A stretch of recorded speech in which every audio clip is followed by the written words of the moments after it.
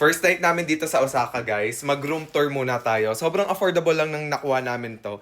Actually, ano to, parang good for 6 siya. Pero 3 lang kami dito. Ito, papakita ko. So, ayan yung entrance. Dito yung CR. Tapos meron na dyan labahan. Tapos dito yung sink.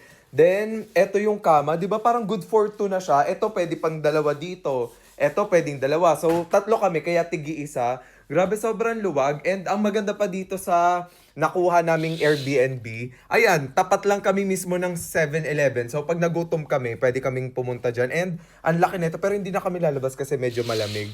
So, eto yung room. Meron dyan TV. Hi, Dad. Hi. Syempre, first night namin. So, late na kasi kami nakadating dito. Ayan. Bumili lang kami para Ay, nakabili ka neto, Dad?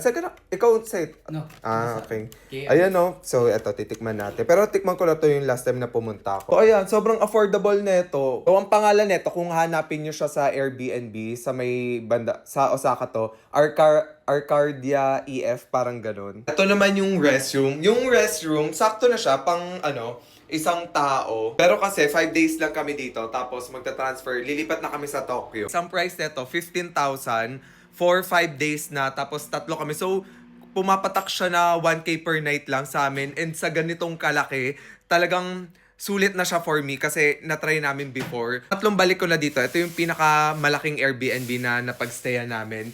So, kahit pakalat-kalat yung maleta namin dyan, okay. Dun sa Tokyo namin, parang mas maliit lang onti dito, pero maganda rin yun. Papakita ko sa inyo, siguro pag nandun na kami. Ito yung in-order ko, tapos bumila ko yung orange juice, sila. Ito, para siyang rice na may cheese, na parang, actually para siyang kaldereta, masarap daw. Ito naman kay Dad, noodles siya na may mga gulay.